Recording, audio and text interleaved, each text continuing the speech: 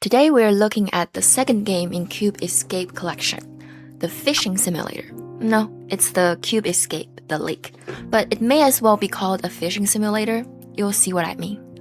Saying it is the second game in the collection is not quite accurate, since technically the lake published before the seasons, although only 2 days prior. The official recommendation is to play seasons first, then the lake. I think you can play it either way. There's a puzzle in the seasons that need a code from the lake, and there's a puzzle in the lake that needs a code from the seasons. So you can start with either, and it won't stop you from finishing the game. And I think it's better just treat two as one game together. The game took place in 1969. Chronologically, this is 5 years after the start of seasons and 2 years before Laura's death. In 1969, Laura found an abandoned cabin at Rusty Lake. She first found some fishing lines, a fishing rod, and a knife. Above the window facing the lake, she found a piece of paper with a diagram of placement of object and text that says, "The past is never dead, it is not even past."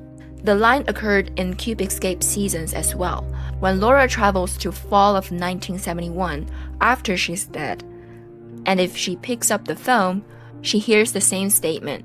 "The past is never dead, it's not even past." This quote seems to be from a 1951 book, Requiem of a Nun, by the American author William Faulkner, winner of the 1949 Nobel Prize in Literature. So to put into perspective, this book and this quote came out 18 years before the year this game took place. So logical. Requiem of a Nun is a story of a nursemaid, Nancy, sentenced to death for killing an infant. Lawyer Gavin Stevens pushes her to confess the truth, which involves her own past trauma. The core idea is that history is not a separate, finished chapter.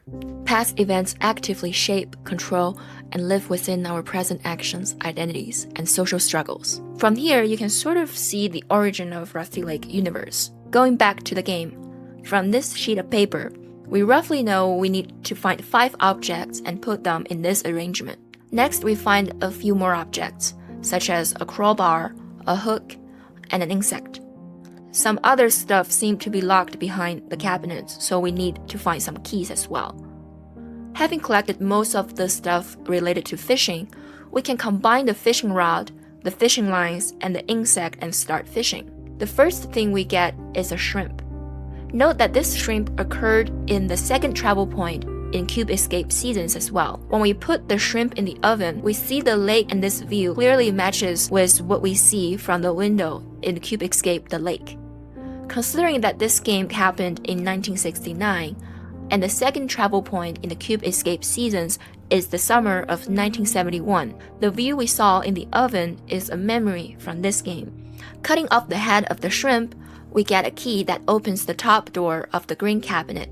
Inside, we find a magnet and a worm. Using the worm as the bait, we got a fish. A tree grows out of the fish after we cut the fish on the cutting board.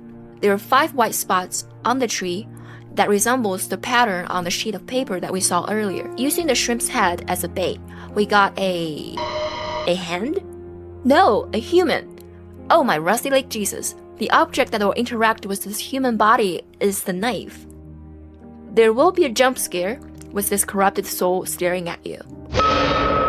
Then continue cutting the body open, you find an apple, an object needed for the final puzzle. Tying the magnet to the fishing rod, we'll get another key. It opens the bottom compartment of the green cabinet. We get the second item we need for the final puzzle, a coin. Using the magnet for the second time, we get a little puzzle box. To unlock this box, we do the math on the puzzle box first. We can read 6 times 237 from the box. This calculates to be 1422. The mirror pattern of 1422 is the answer to the puzzle. Inside the puzzle is a gem. This is an item needed for the final puzzle. If we use the magnet for the third time, we get another puzzle box. This puzzle box links between Cube Escape seasons and Cube Escape the lake. To unlock this puzzle box, we need a very critical code from Cube Escape seasons. This code can be found in summer of 1971, when Laura uses the telescope to look into the moon. She sees herself being killed by a corrupted soul, and the code 1487. Inside the box is another gem. This is also used for the final puzzle, just for a different ending. There is also a code inside the box that says TV 25641. In the third traveling point of fall 1971 in Cube Escape Seasons, there is a television. After turning on the TV and entering the code, we see a little Laura in the TV taking a picture of you. If I roughly guess, this may be Laura in elementary school, about the age of 6. According to Rusty Lake lore, Laura was born in 1935. So in 1971, Laura was 36. So here you see Laura, age 36, afterlife, seeing herself from about 30 years ago. Coming back to Cube Escape the Lake, using the crowbar, we can find an eye and the key behind the wall. The key opens an upper cabinet, and we retrieve a mold. Using the mold as the bait, we get a shell. Now when we place all 5 items on the tree with the arrangement indicated on the paper, we essentially finish the game. Since we have 2 gems, we get 2 different exits. Using the blue gem we get from the puzzle box that asked us to do the multiplication, we get a regular exit.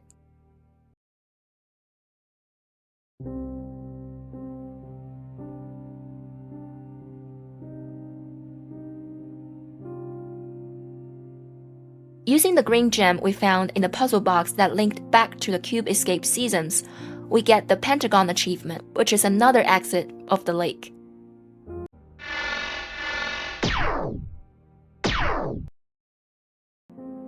And that's it. The lake is a small game. More or less, I think the lake and the seasons can be lumped together as one game. They were released only 2 days apart from each other anyways. If you enjoyed the video, don't forget to drop a like and subscribe to the channel. I also stream on Twitch, so you can find the link in my bio as well. See you in the next one.